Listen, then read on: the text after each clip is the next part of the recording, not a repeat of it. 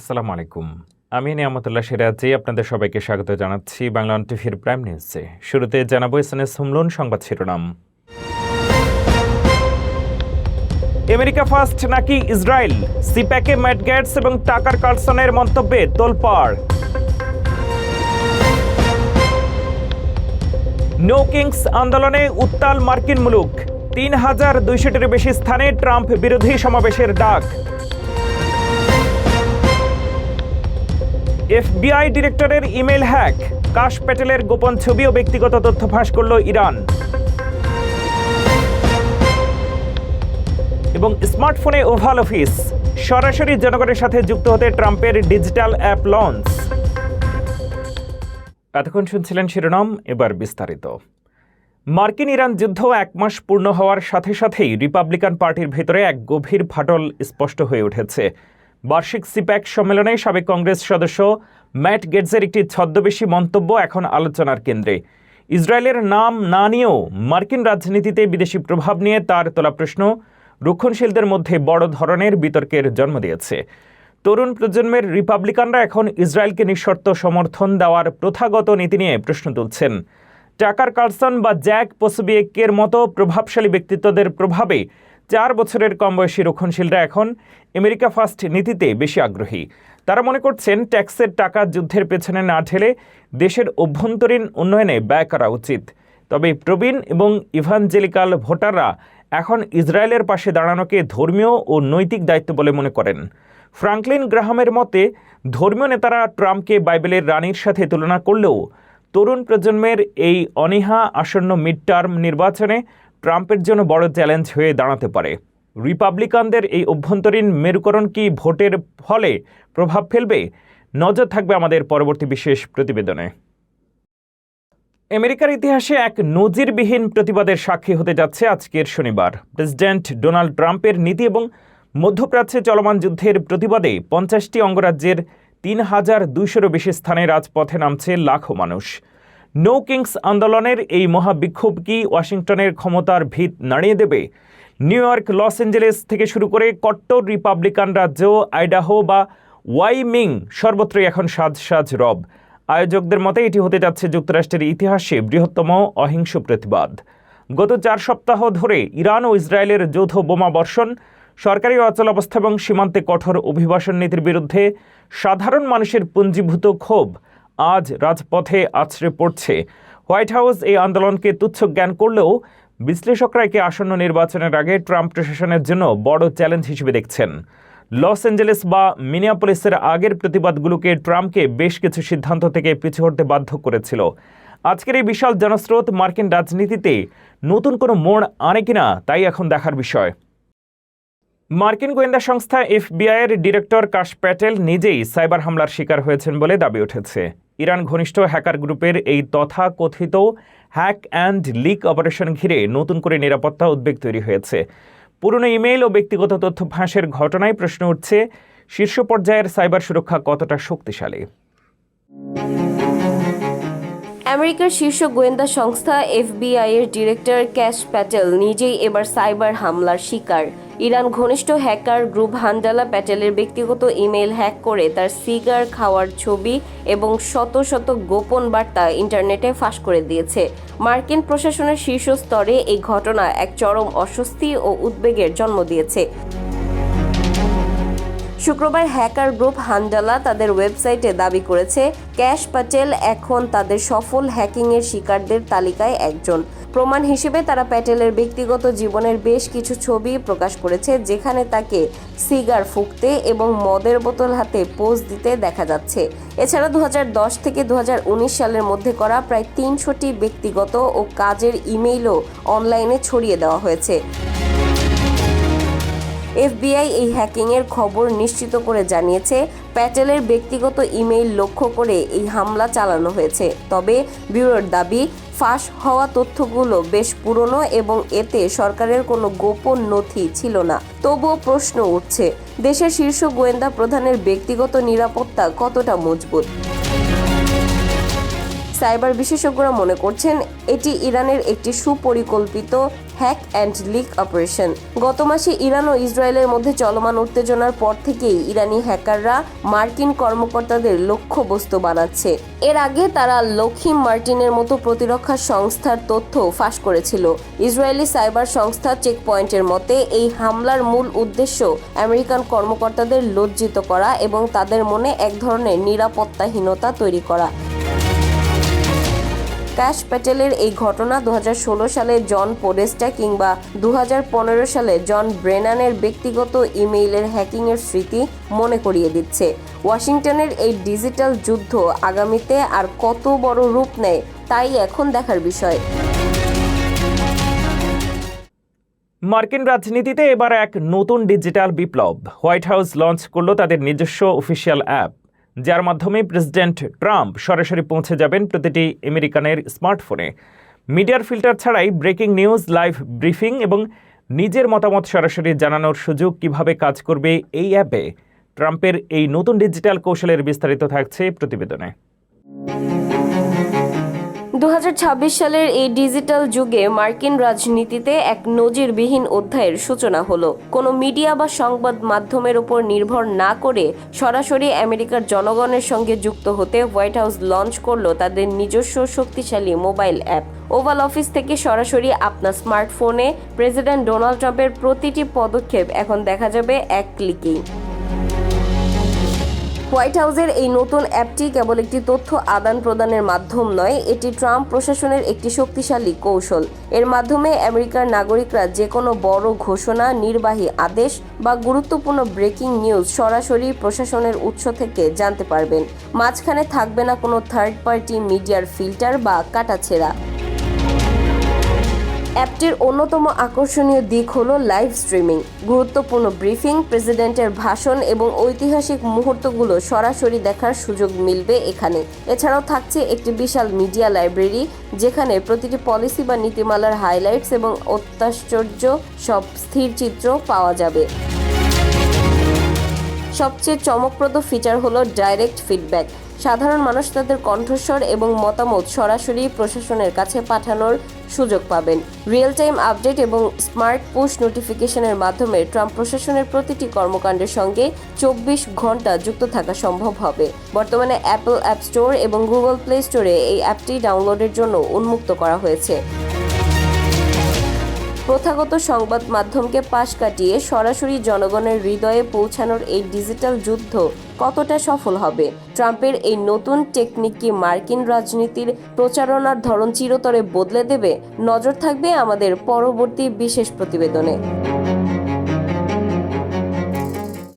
আবারও আলোচনায় Donald Trump, তবে এবার রাজনীতি নয়, একটি সাধারণ কলম নিয়ে। $1000 বিলাসী পেন বাদ দিয়ে মাত্র $5 শার্পি ব্যবহার করে সরকারি খরচ কমানোর বার্তা দিয়েছেন তিনি। ট্রাম্পের এই সাশ্রয়ী কৌশল এখন সোশ্যাল মিডিয়ায় ব্যাপকভাবে ভাইরাল। প্রেসিডেন্ট ডোনাল্ড ট্রাম্প আবারও আলোচনার তুঙ্গে, তবে এবার কোনো রাজনৈতিক যুদ্ধ নয়, বরং একটি সাধারণ শার্পি মার্কার নিয়ে। ফেডারেল রিজার্ভের $4 বিলিয়ন নতুন ভবন নির্মাণের সমালোচনা করতে গিয়ে তিনি নিজের সাশ্রয়ী বুদ্ধির প্রমাণ হিসেবে এই কলমটিকে তুলে ধরেন। ট্রাম্প জানান, ওভাল অফিসে আগে $1000 মূল্যের দামি বলপয়েন্ট কলম ব্যবহার করা হতো, যা সোনা ও রূপা দিয়ে খচিত ছিল। কিন্তু সমস্যা ছিল দুটি। প্রথমত, বড় চুক্তিতে সই করার সময় প্রায়ই এই কলমে কালি আসতো না। দ্বিতীয়ত, প্রতিটি বিল সই করার পর যখন তিনি 40 জন মানুষকে এই দামি কলম উপহার দিতেন, তখন তার অপচয় করার অপরাধ বোধ হতো।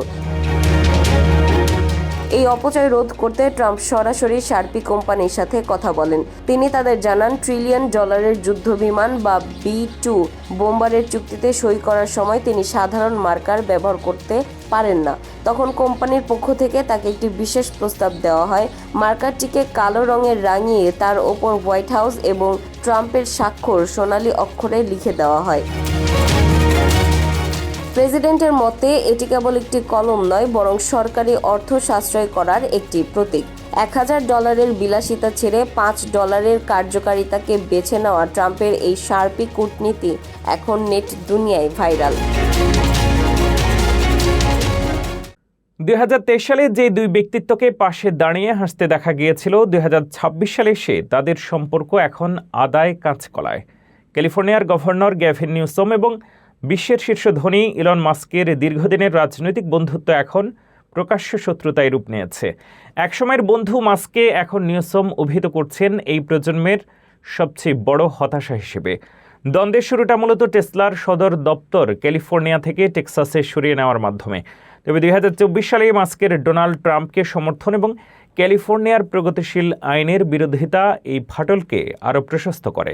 পরিস্থিতি এতটাই ব্যক্তিগত পর্যায়ে পৌঁছেছে যে মাস্কের ট্রান্সজেন্ডার সন্তানকে নিয়ে নিউসমের কটাক্ষের জবাবে মাস্ক ক্যালিফোর্নিয়ার রাজনীতিকে ওক মাইন্ড ভাইরাস বলে আখ্যা দিয়েছেন।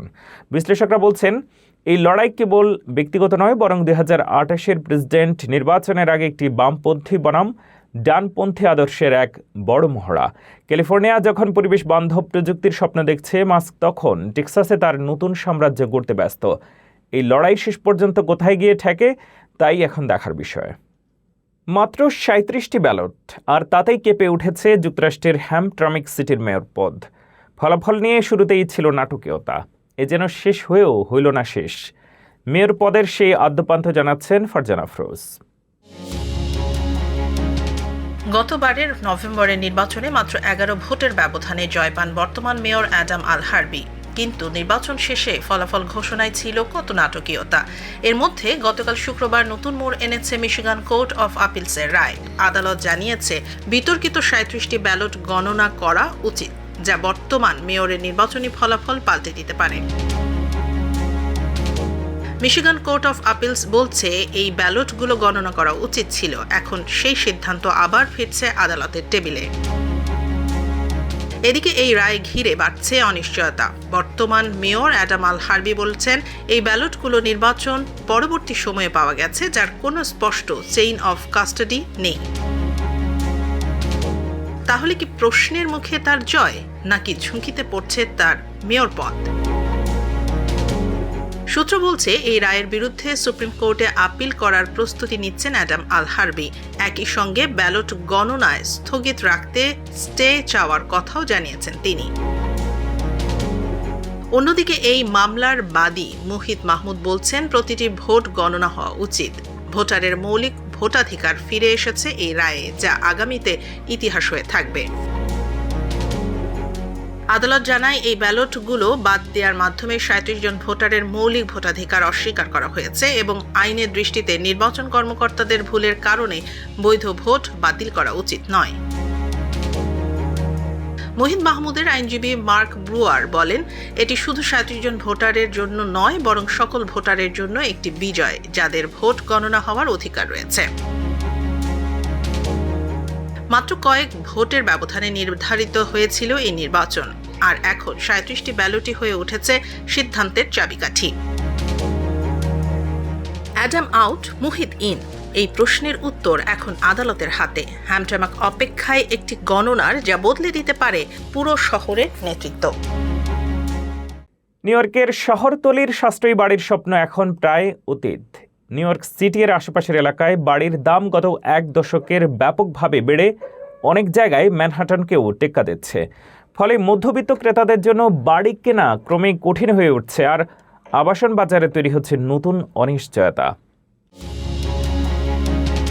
দশক ধরে নিউ ইয়র্কবাসীদের জন্য একটি অলিখিত নিয়ম ছিল, শহরের ছোট অ্যাপার্টমেন্ট ছেড়ে একটু দূরে শহরতলিতে চলে যাও, সেখানে অর্ধেক দামে বড় বাড়ি আর বাগান পাওয়া যাবে। কিন্তু সেই সিম্পল ম্যাথ বা সহজ গণিত এখন অতীত। প্রপার্টি শার্কের নতুন এক রিপোর্ট বলছে, নিউ ইয়র্কের পার্শ্ববর্তী 13টি কাউন্টিতে বাড়ির দাম 2016 সালের তুলনায় প্রায় 86% বেড়েছে। অর্থাৎ শহরতলি এখন পাল্লা দিচ্ছে খোদ ম্যানহাটনের সাথে।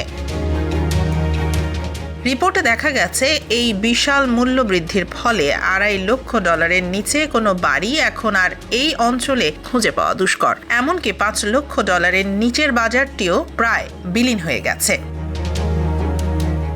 বর্তমানে প্রায় 43% শহরতলি এলাকায় বাড়ির গড় দাম $5 থেকে $7.5 লক্ষ মধ্যে। সবচেয়ে অবাক করার মতো বিষয় হলো, প্রতি 4টি এলাকার মধ্যে একটিতে বাড়ির দাম এখন $10 লক্ষ বা $1 মিলিয়ন ছাড়িয়ে গেছে।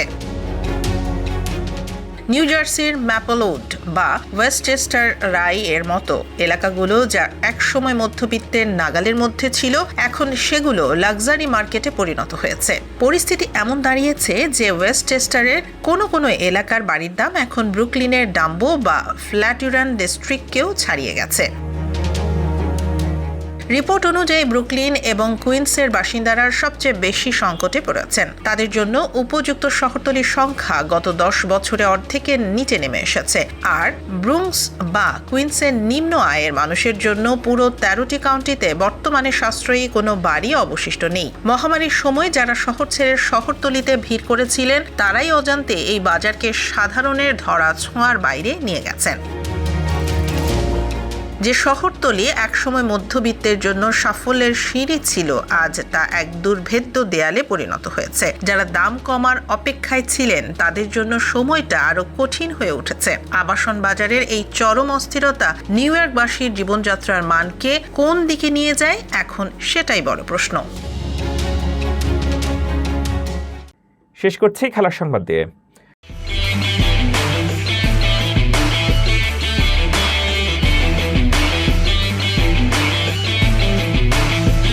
ক্রীড়া জগতে নতুন করে আলোচনায় টাইগার উডস। ফ্লোরিডাতে সড়ক দুর্ঘটনার পর মাদকাসক্ত অবস্থায় গাড়ি চালানোর অভিযোগে তার গ্রেফতার ঘিরে তৈরি হয়েছে বিতর্ক। সাম্প্রতিক এই ঘটনায় উদ্বেগ প্রকাশ করেছেন ডোনাল্ড ট্রাম্পও। চোট আর আইনি জটিলতার মধ্যে উডসের ভবিষ্যৎ এখন বড় প্রশ্নের মুখে। ক্রীড়া জগতে আবারও দুঃসংবাদ। ফ্লোরিডার জুপিটার আইল্যান্ডের কাছে এক সড়ক দুর্ঘটনায় মাদকাসক্ত অবস্থায় গাড়ি চালানোর অভিযোগে গ্রেফতার হলেন কিংবদন্তি গলফার টাইগার উডস। শুক্রবার বিকেলে উডসের দ্রুতগামী ল্যান্ড রোভার গাড়িটি একটি ট্রাককে ওভারটেক করার সময় নিয়ন্ত্রণ হারিয়ে উল্টে যায়। মার্কিন কাউন্টি শেরিফ জন বুডেনসিয়েকের তথ্য মতে 50 বছর বয়সী উডস নিজেই দুমড়ে মুচড়ে যাওয়া গাড়ির ভেতর থেকে হামাগুড়ি দিয়ে বেরিয়ে আসেন। পরীক্ষায় তার শরীরের অ্যালকোহলের উপস্থিতি পাওয়া না গেলেও পুলিশের ধারণা তিনি কোনো কড়া ওষুধ বা ড্রাগের প্রভাবে ছিলেন। উডস প্রস্রাব পরীক্ষা দিতে অস্বীকার করায় তার বিরুদ্ধে ফ্লোরিডার আইন অনুযায়ী আলাদা অভিযোগ আনা হয়েছে। তবে সৌভাগ্যবশত এই দুর্ঘটনায় কেউ গুরুতর আহত হয়নি। এই ঘটনার প্রতিক্রিয়ায় প্রেসিডেন্ট ডোনাল্ড ট্রাম্প গভীর দুঃখ প্রকাশ করে উডসকে তার একজন ঘনিষ্ঠ বন্ধু ও অসাধারণ মানুষ হিসেবে অভিহিত করেছেন।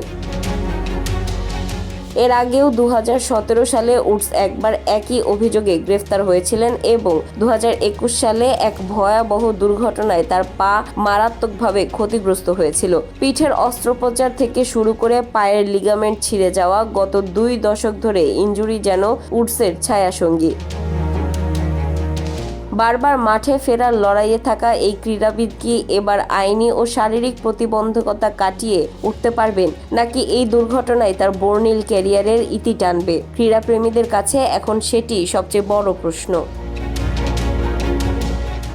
এ ছিল বাংলা টিভির প্রাইম নিউজে। পরবর্তী প্রাইম নিউজ দেখার আমন্ত্রণ জানিয়ে শেষ করছি এখানেই।